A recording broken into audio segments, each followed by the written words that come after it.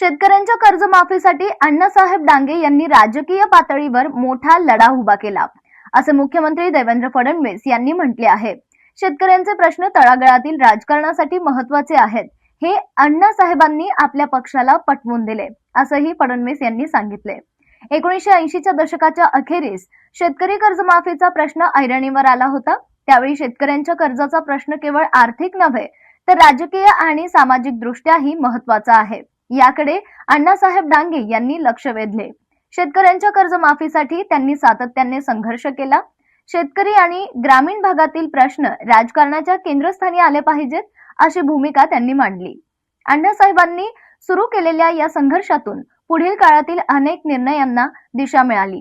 त्यांच्या विचारांची आणि संघर्षाची प्रेरणा पुढे नेत सरकारने शेतकऱ्यांसाठी मोठे निर्णय घेतले, असे मुख्यमंत्री देवेंद्र फडणवीस यांनी सांगितले. या महाराष्ट्रामध्ये 80च्या दशकाच्या शेवटी एक फार मोठा लढा हा कर्जमाफीचा उभा झाला होता. आणि या कर्जमाफीचा लढा उभा करत असताना खऱ्या अर्थानं एकीकडे शरद जोशी हे शेतकरी संघटनेच्या माध्यमातून लढा उभा करत होते, पण हा लढा व्यापक आणि राजकीय जर कोणी केला असेल तर तो अण्णांच्या नेतृत्वात भारतीय जनता पक्षाने केला. आणि अण्णांनी पहिल्यांदा भारतीय जनता पक्षाच्या सगळ्या नेत्यांना त्या ठिकाणी सांगितलं, तळागाळात जायचं असेल तर शेतकऱ्यांचे प्रश्न महत्त्वाचे आहेत.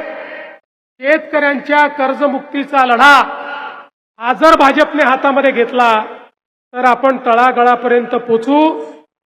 आणि भारतीय जनता पक्षाने त्यावेळी हे स्वीकारलं. त्यांनी त्यांच्या या आत्मचरित्रात लिहिलंय की त्यामध्ये दोन मतं होती. काही लोक म्हणत होते शरद जोशी करतायत तो अजेंडा आपण का घ्यायचा, पण अण्णांनी सर्वांना कन्व्हिन्स केलं आणि प्रमोदजींनी सांगितलं अण्णा म्हणतात ते योग्य आहे आणि भाजपने हा लढा घेतला पाहिजे. आणि त्यानंतर प्रचंड मोठे मोर्चे आणि लगातार धडका या विधानसभेवर भारतीय जनता पक्षाने केल्या आणि त्यातनं कर्जमाफीसारखा मुद्दा ऐरणीवर आणला. आणि म्हणून मी पण निर्णय केला, अण्णांना तर काही देता येत नाही, पण इथे यायच्या आधी शेतकऱ्यांची कर्जमाफी करूनच या ठिकाणी यावं. आणि म्हणून 56 लाख शेतकऱ्यांची कर्जमाफी केली. पहिल्या टप्प्यात परवाच 6 लाख शेतकऱ्यांच्या खात्यामध्ये 5,000 कोटी रुपये जमा केले.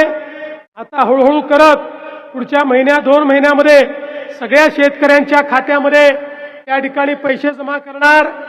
जे प्रामाणिकपणे त्या ठिकाणी कर्ज भरतायत त्यांच्याही खात्यामध्ये 50,000 रुपये जमा करणार.